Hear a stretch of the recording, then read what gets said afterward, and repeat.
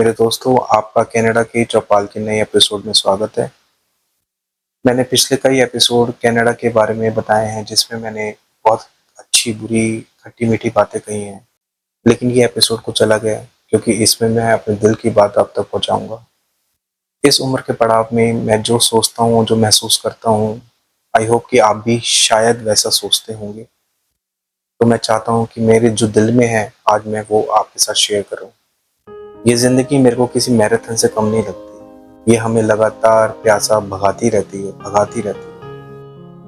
Front line तक पहुँचने के लिए मैं कब छोटा-सा बचपन का मनु, मृणाल बना और फिर 2 बच्चों का बाप। पुराना समय याद करता हूँ तो एक सपना सा लगता है, ऐसा लगता है जैसे ये कल की ही बात है।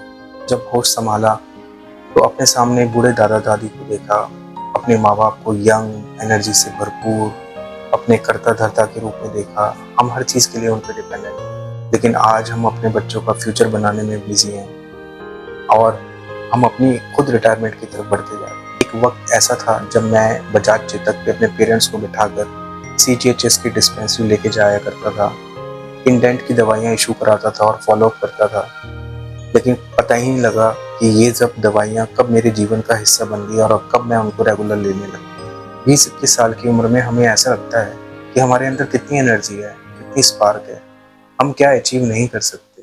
लेकिन धीरे-धीरे समय आपको सक्सेस के साथ फेलियर्स का भी स्वाद चखाता है और आपको महसूस होता है कोई एक सुप्रीम पावर तो है, जो कि आपको जो आप करना चाहते हैं वो करने से रोकती है और वो जो चाहता है वो आपसे करवाता है। और ये फीलिंग आपको समय के साथ आती है और समय के साथ आप सीखते हैं कि आप ही सब कुछ नहीं है, आपका भाग्य बहुत कुछ है। और एक इंग्लिश में कहावत है जो बिल्कुल सटीक बैठती है, you can plant a seed but it's God who decides when it rains. या आप इसको दूसरे वर्ड्स में कह सकते हैं, man proposes and God dispossess.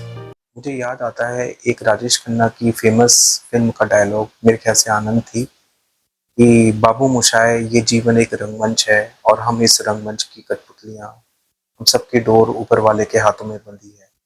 कब कौन कैसे उठेगा कोई नहीं जानता।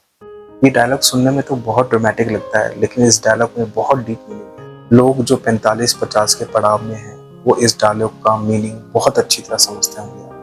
हम हमेशा पैसे के लिए भागते रहे हैं और आज भी भाग रहे हैं, लेकिन मैंने अब जाना है कि असली कमाई रिलेशनशिप्स की है।